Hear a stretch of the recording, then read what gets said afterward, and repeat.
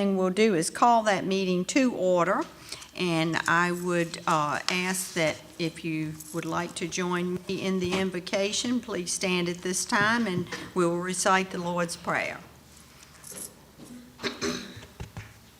Our Father, who art in heaven, hallowed be thy name. Thy kingdom come, thy will be done on earth as it is in heaven.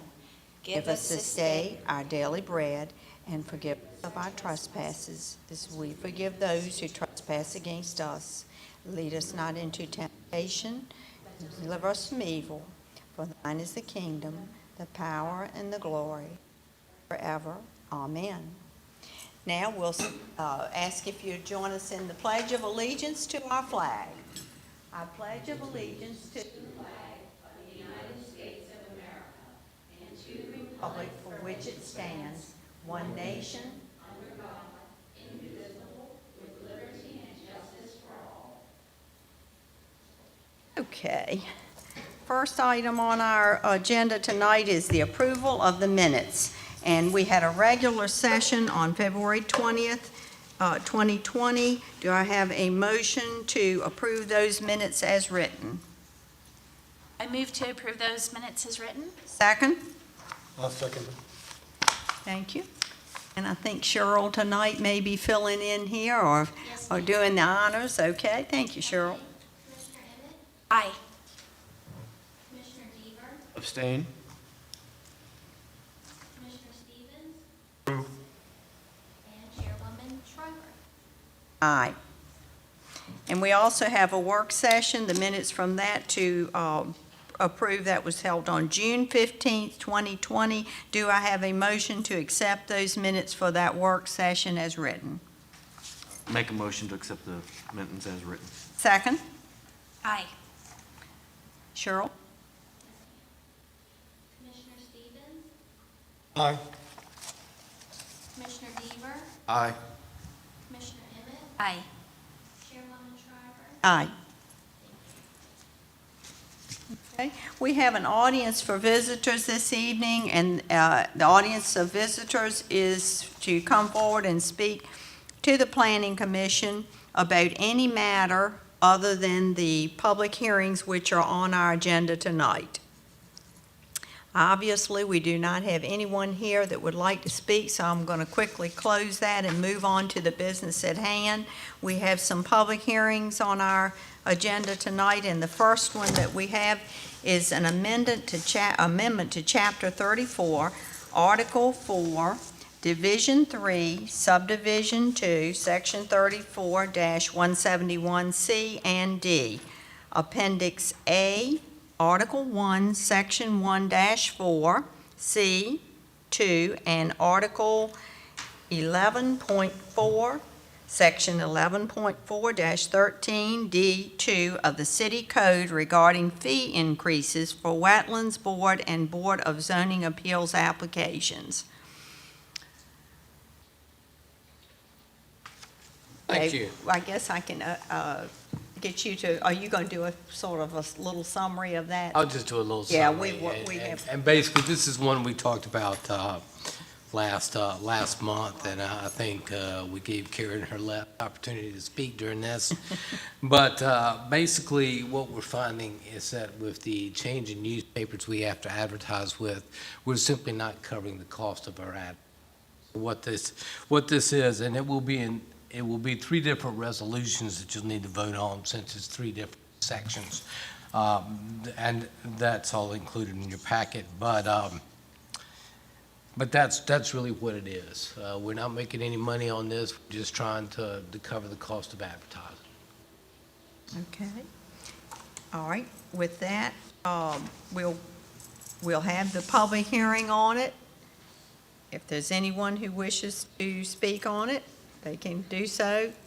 If not, the Planning Commission will go ahead and take it under consideration, and we did discuss this quite a lot last time, so you may not have any questions. You may be ready to make some motions, if so. I just, Chairwoman Shriver, just want to say that after the work session, I went and looked at the codes just to see if there was any alternative to advertising in the newspaper, and it said advertise in the newspaper that's in common circulation, so.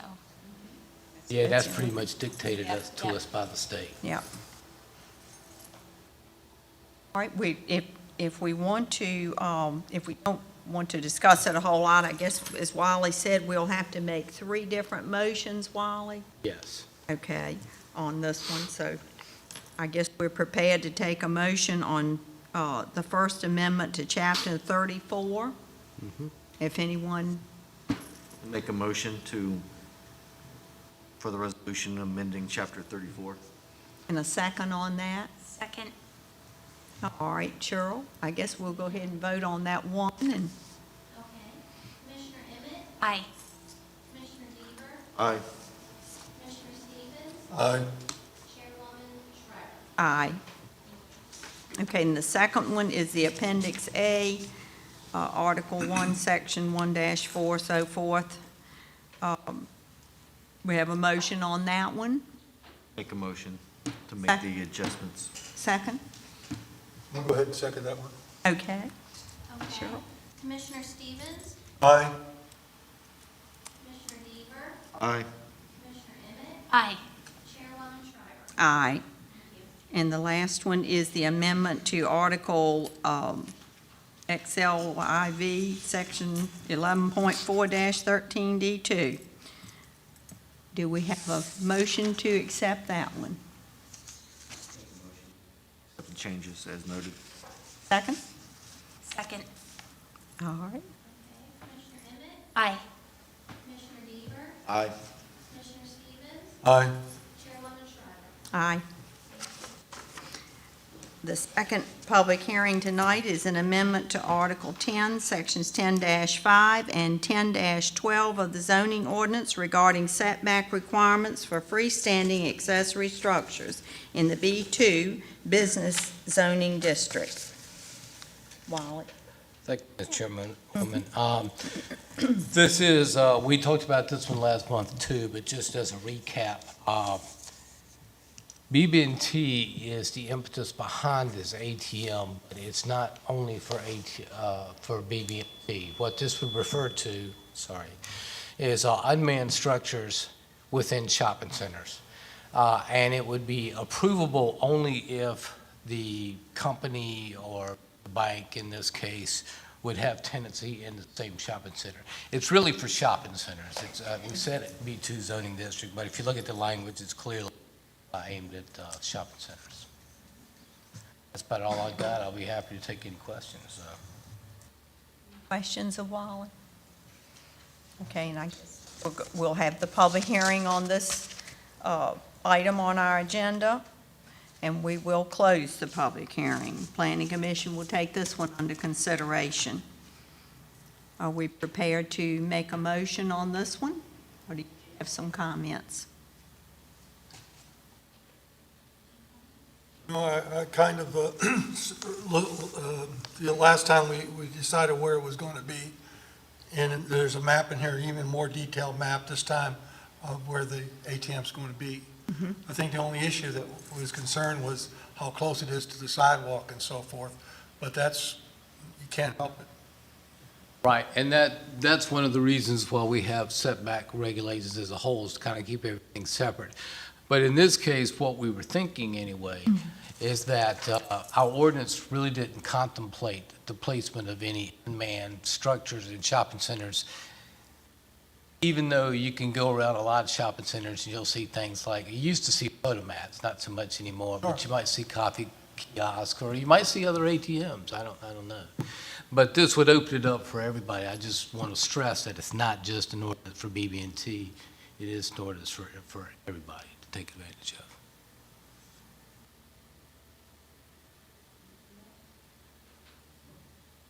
Motion to accept this one? I make a motion to accept the Article 10, Section 5 and 10-12 to the zoning ordinance regarding freestanding structures in a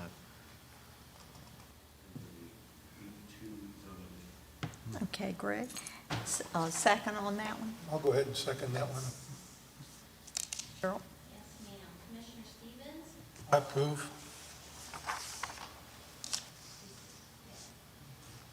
Commissioner Deaver, Aye. Commissioner Evans? Aye. And Chairwoman Shriver? Aye. Okay, and the last a public hearing item is the amendment to Article 5, Section 5-2, 4 of the zoning ordinance regarding the location of accessory structures on corner lots. Wally, you want to review that one a little I bit? can Sure, unless Oh, Dan. Dan may want to. Okay, good. avoid causing microphone feedback, I'm gonna try and use this one, that's all right.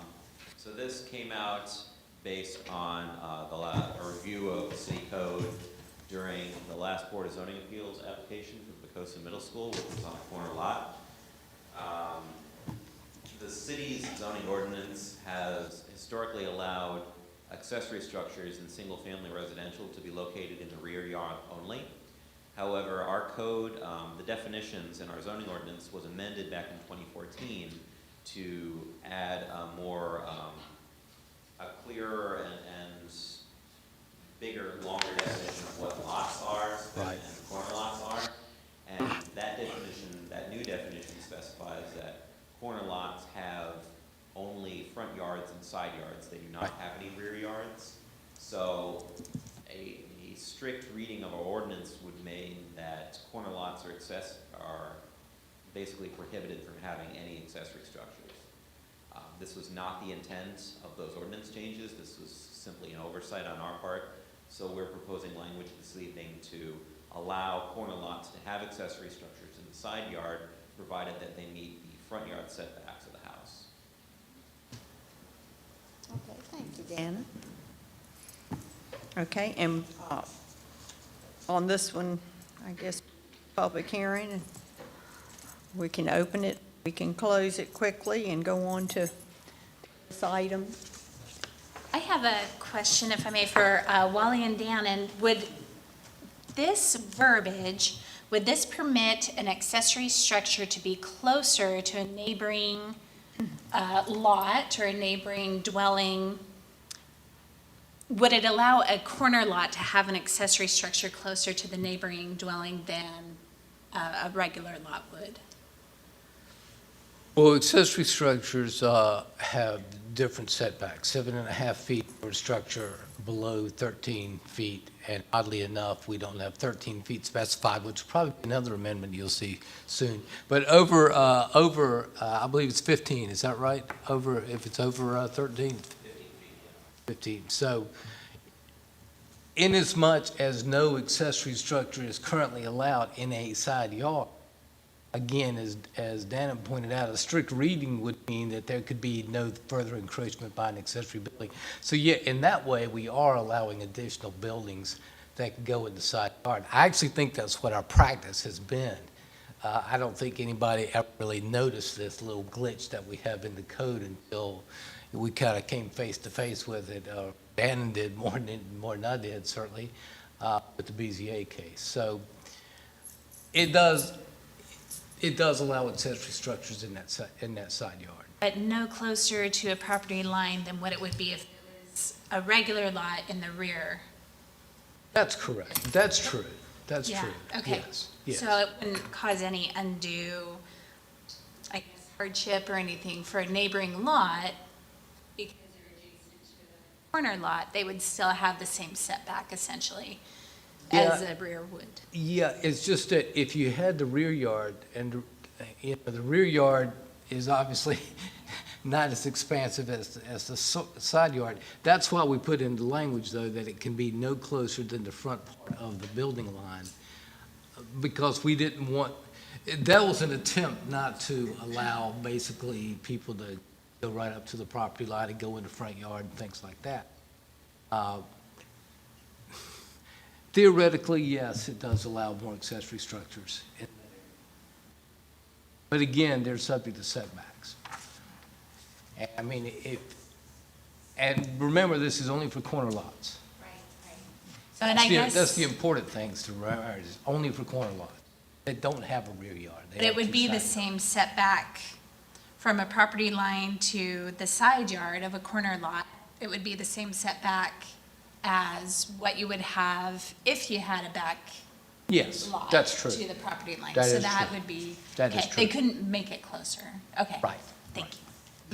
This is just for commercial in the B2 district, which is, This would be for the residential districts, R1 through R3. If you look at our, or RS to R3, if you look at our ordinance, all of our dimensional standards in residential fade to the RF zoning district. And that's where this language is actually contained. But it applies to all of our residential districts. It won't be commercial, it'll just be residential. Commercial, I think you can put it in there anyway. The amendment just says in the B2 business zoning, and I must be looking at the wrong one that talked. Previous public hearing item. Yeah. Yeah, they're both accessory structures, but the last one was B2, this is residential. Thank you. It is a little confusing. Ah. That's why I was wondering why we're talking about people's property. Sure. Thank you very much. Sure. Squared away now. Discussion or ready on this one to make a motion? I'll go ahead and make the motion that we adopt this ordinance amendment for Poquoson for accessory structures on corner lots. In a second? Second. Okay. Yes, Commissioner Stevens, Aye. Commissioner Bieber, Aye. Commissioner Emmett, Aye. Chairwoman Shriver. Aye. Thank you. Okay. The next item we have under new business is the election of officers. And we seem to have a problem every time we come to July because I think of vacations and different things. We have some folks who are missing this evening. We have 3. Now, it makes no difference to me. What is y'all's pleasure? Are you prepared tonight to elect officers, or would you prefer to put it on the next agenda? I'll make a motion that we put it on the agenda for August when we.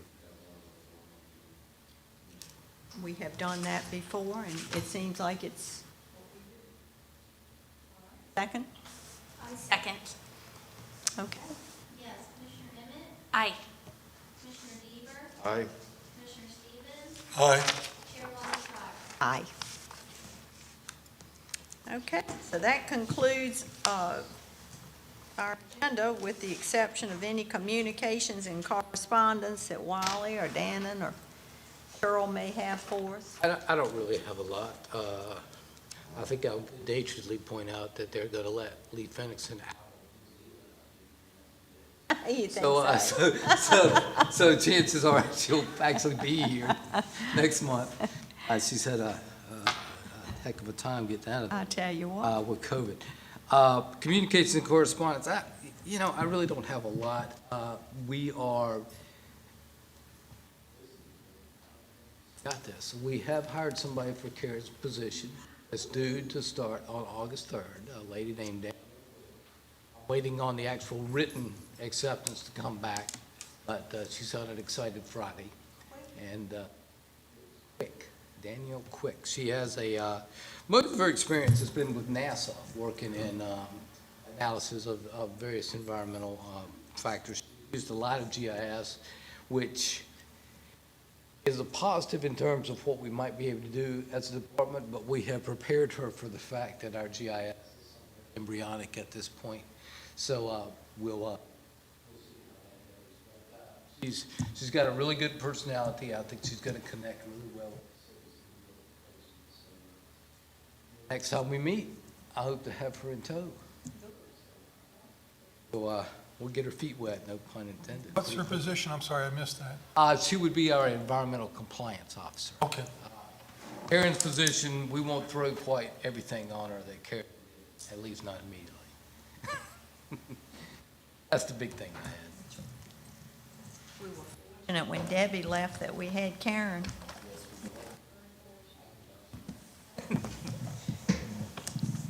Okay. Oh, Dannon, did you have anything? Sort of on the heels of what was just under discussion in terms of divvying up Karen's responsibilities. I am sharing the load of the Board of Zoning Appeals. I'll be presenting BZA stuff related to zoning and not environmental issues, and next one will be this Wednesday. So if you are really concerned about accessory structures and you live near Odd Road, come on down here at 6:30. Listen in. Cheryl, anything you need to, really, okay. All right, well, in that case, I guess the next thing is for us to go down the line here.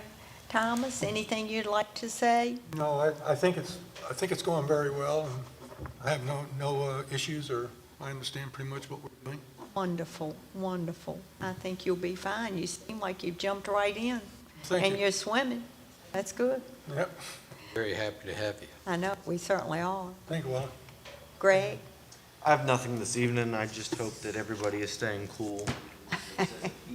Oh, I'm glad to see that the city's pool was open in the phase. very good. Angie? I don't have anything tonight, thank you. Yep, and I don't either. Nice to be here and nice to see everyone. We'll see you next month.